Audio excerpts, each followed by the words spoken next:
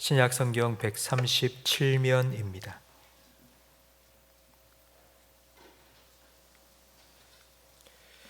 누가복음 23장 13절부터 25절까지 저와 성도님들 한 절씩 번갈아 가며 읽겠습니다.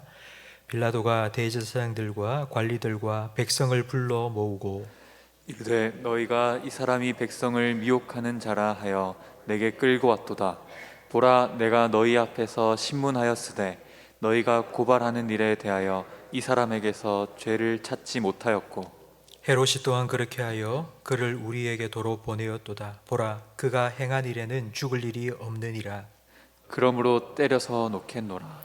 무리가 일제히 소리질러 이르되 이 사람을 없이하고 바라바를 우리에게 놓아주소서 하니 이 바라바는 성중에서 일어난 밀란과 살인으로 말미암아 옥에 갇힌 자로라.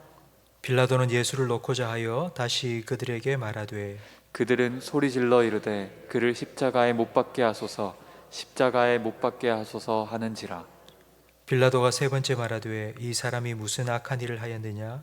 나는 그에게서 죽일 죄를 찾지 못하였나니 때려서 놓으리라 하니 그들이 큰 소리로 재촉하여 십자가에 못 박기를 구하니 그들의 소리가 이긴지라. 이에 빌라도가 그들이 구하는 대로 하기를 언도하고 그들이 요구하는 자 곧 밀란과 살인으로 말미암아 옥에 갇힌 자를 놓아주고 예수는 넘겨주어 그들의 뜻대로 하게 하니라. 하니라. 아멘. 자녀를 키우다 보면 부모와 자식 간에 기싸움을 할 때가 있습니다. 어릴 때는 부모가 안 된다 하면 자녀들이 다 그 말을 듣고 포기합니다. 그러다가 초등학생이 되고 조금 고학년이 되면서 반항하기 시작합니다. 말해도 말이 잘 안 먹힙니다.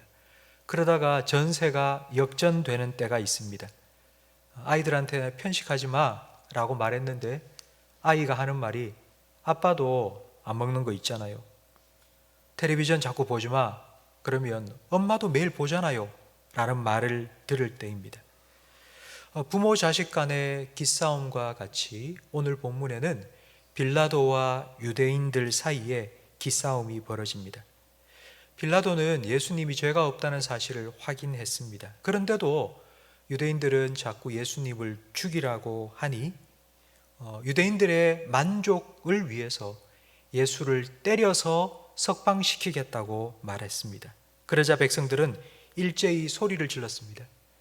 예수는 십자가로 그리고 바라바는 석방하라 외치기 시작했습니다. 그럼 바라바는 밀란을 일으켰고 그리고 살인한 자로 로마법에 의해 사형 언도를 받은 사형수입니다. 빌라도는 바라바의 사형 집행일을 6월절로 정했습니다. 왜냐하면 6월절은 유대인들이 가장 많이 예루살렘에 모이는 날입니다. 사람들이 많이 모이는 그날 십자가에 바라바를 달아놓으면 사람들이 무서워하고 두려워하고 다시는 밀란을 일으킬 생각을 하지 않을 것이기 때문입니다. 그런데 백성들은 바라바 대신 예수를 그 십자가에 못 박으라고 외치고 있습니다. 예수님은 풀어주고 바라바를 죽이기 원하는 빌라도와 바라바는 풀어달라 하고 예수를 죽이기 원하는 유대인들 사이에 기싸움이 벌어지고 있습니다. 빌라도는 총독입니다. 총독으로서 유대인들을 잘 다스리기 위해서는 절대로 이 기싸움에 밀리면 안 됩니다. 한번 밀리면 앞으로 말빨이 먹히지 않기 때문입니다. 반드시 빌라도는 예수를 풀어주어야겠다는 자기의 생각을 관철시켜야 했습니다. 22절 말씀에 보니 빌라도는 그것 때문에 3번이나 똑같은 말을 반복합니다. 예수는 죄가 없으니까 예수를 풀어주겠다고. 하지만 그 결과가 어떻게 되었습니까? 23절 말씀에 보니 그들이 큰 소리로 재촉하여 십자가에 못 박기를 구하니 그들의 소리가 이긴지라. 그들의 소리, 백성의 소리가 이겼습니다. 도대체 백성들이 무슨 소리를 했길래 빌라도가 그만 굴복하고 만 것일까요? 백성들의 소리가 무엇인지 누가복음에는 기록되어 있지 않지만 요한복음 19장에는 기록되어 있습니다. 우리 화면을 보면서 함께 읽어보겠습니다. 이러함으로 빌라도가 예수를 놓으려고 힘썼으나 유대인들이 소리질러 이르되 이 사람을 놓으면 가이사의 충신이 아니니이다. 무릇 자기를 왕이라 하는 자는 가이사를 반역하는 것이니이다. 만약 이 소리가 황제의 귀까지 들어가게 되면 빌라도 자기의 목숨도 위태롭게 될 것입니다. 그러니까 예수를 살리려고 하다가 자기가 죽게 되었습니다. 이걸 딱 생각하고 나니 의외로 모든 것이 쉽게 풀립니다. 법, 정의 필요 없습니다. 뭐 진리고 아니고 소용없습니다. 그냥 나부터 살아야 된다. 그 생각하니 모든 것이 쉽게 결정이 났습니다. 나 살기 위해서 예수 죽이라고. 그러면 나도 좋고 백성들도 좋고 한 사람만 죽으면 된다고 아주 쉽게 결론이 났습니다. 비록 양심은 괴롭지만 예수님을 내어 주었습니다. 아무 죄가 없는, 십자가에 달릴 필요가 없는 예수님을 빌라도는 내어 주었습니다. 여러분, 그 이후에 어떻게 되었을까요? 빌라도가 자기 잘 먹고 잘 살기 위해서, 자기 자리를 지키기 위해서 예수님을 십자가에 내어주고 백성들의 손에 내어주고 난 이후에 빌라도는 어떻게 되었을까요? 성경에는 그 뒷이야기가 나오지 않습니다. 하지만 로마 역사에는 그 뒷이야기가 기록되어 있습니다. 빌라도를 이긴 백성의 목소리가 점점 커졌습니다. 기싸움에서 이기고 나니 계속해서 점점점 목소리가 커지기 시작하고 빌라도의 말빨이 먹히지 않는 것입니다. 여러분, 말로 안 되면 힘으로 하겠죠? 그래서 빌라도는 군대를 동원해서 유대와 사마리아를 잔인하게 억압하기 시작했습니다. 폭력이 있으면 또 폭력이 생깁니다. 밀란이 많이 발생했습니다. 유다 곳곳에서 폭동이 일어나니 황제가 빌라도를 그만 폐위시키고 로마로 불러들였습니다. 로마로 송환된 빌라도는 혼자 칩거하다가 스스로 목숨을 끊고 말았습니다. 로마 역사에 기록되어 있습니다. 그런데 그렇게 목숨을 스스로 끊고 그걸로 끝났느냐? 그렇지 않습니다. 그때부터, 죽고 난 이후부터 지금까지 2000년 동안 빌라도는 욕을 얻어먹고 있습니다. 우리는 사도신경을 외웁니다. 우리의 신앙 고백이죠. 그런데 그 사도신경에는 본디오 빌라도에게 예수님께서 고난당하여 죽었다고 나오고 있습니다. 이 사도신경을 유대인들이 예수님을 죽였다는 비난을 받지 않기 위해서, 빌라도에게 모든 것을 덮어 씌우기 위해서 이 사도신경을 만들었다고 말하는 사람이 있지만 그렇지 않습니다. 사도신경에는 딱 두 사람이 등장합니다. 두 사람이 등장합니다. 마리아와 그리고 빌라도입니다. 마리아와 빌라도, 이 두 사람은 신앙의 가장 극단적인 대조를 보여주는 사람입니다. 마리아는 흔히 약혼자가 있던 아주 평범한 여인이었습니다. 그런데 어느 날 천사 가브리엘이 찾아왔습니다. 네가 성령으로 잉태를 할 것인데 하나님의 아들이라고 말을 들었습니다. 여러분, 지금 우리는 생각하기에 천사도 만나고 예수님도 잉태한 여자니까 참 복 있는 여자라고 생각할 수 있는데 그렇지 않습니다. 그 당시에는 결혼도 하지 않은 처녀가 잉태하면 돌에 맞아 죽습니다. 처녀의 몸으로 예수님을 받아들이고 예수님을 잉태한다는 말은 그로 인해 생기는 오해와 비난과 핍박과 죽음까지도 받아들인다는 의미입니다. 그런데 빌라도는 그 당시 유대의 최고의 권력자였습니다. 넘버 원입니다. 예수님을 살릴 수도 죽일 수 있는 권력을 가진 자입니다. 그런데 예수님 때문에 자기의 자리가 위태로우니 예수님을 가차없이 십자가에 못 박으라고 그냥 던져버린 것입니다. 우리의 신앙의 핵심을 표현한 사도신경에 왜 마리아와 빌라도 두 사람을 등장시켰겠습니까? 그 이유를 아시겠습니까? 마리아는 자기가 죽을지도 모르지만 예수님을 받아들인 믿음의 대표자고, 빌라도는 자기가 죽을까 두려워서 예수님을 내어버린 대표자로서 사도신경에 언급된 것입니다. 성도 여러분, 나는 어느 쪽인가 한번 생각해 보시기 바랍니다. 마리아와 빌라도, 이 둘 중에 나는 어느 쪽입니까?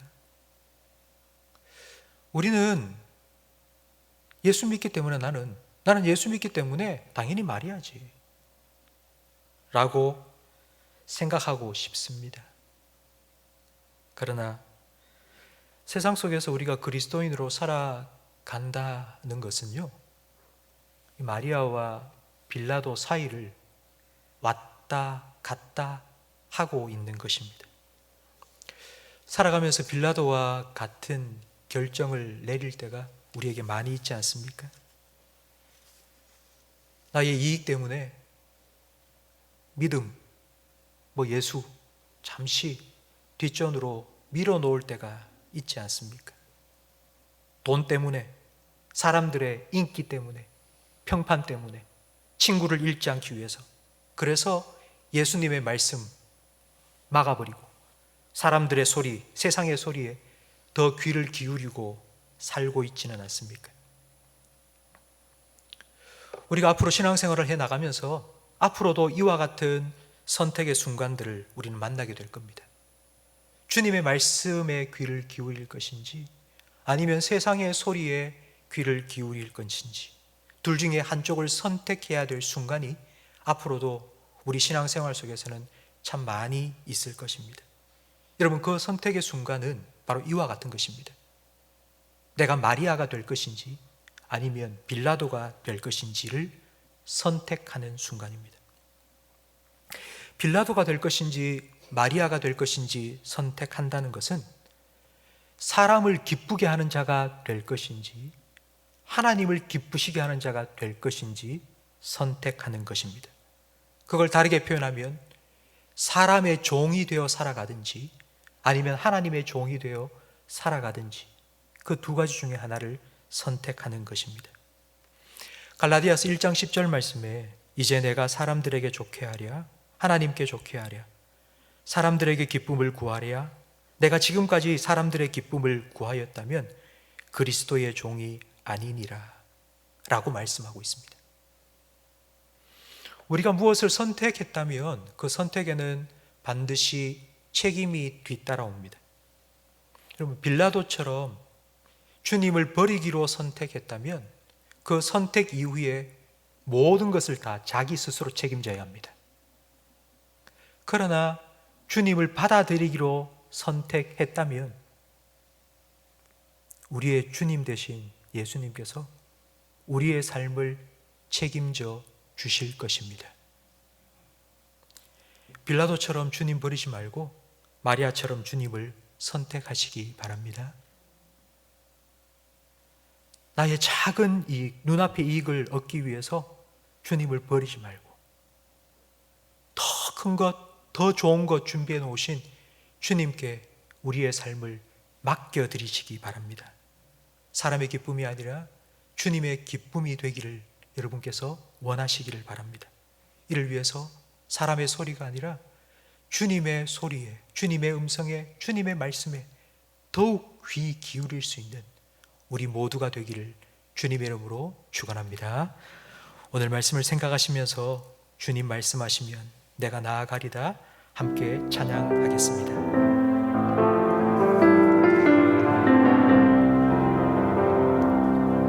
주님 말씀하시면 내가 나아가리다.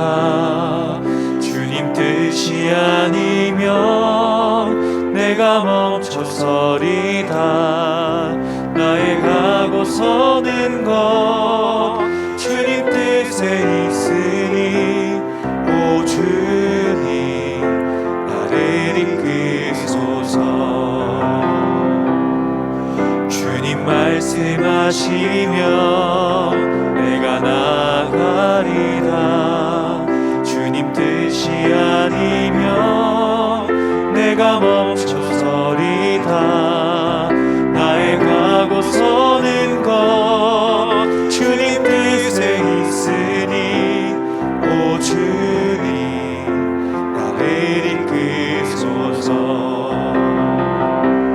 뜻하신 그곳에 나 있기 원합니다.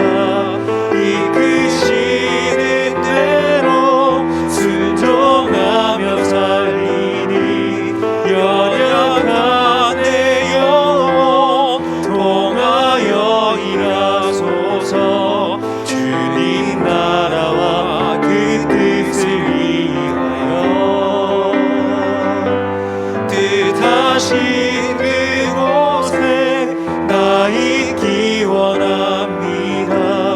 이끄시는 대로 순종하며 살리니 연약한 내 영혼 통하여 일하소서. 주님 나라와 그 뜻을 위하여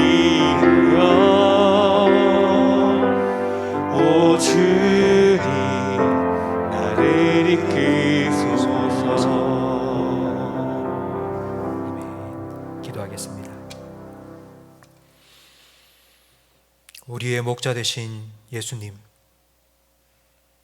인생의 수많은 갈림길 속에서 세상의 소리가 아니라 주님의 음성 들을 수 있는 영적인 귀를 우리에게 열어 주옵소서.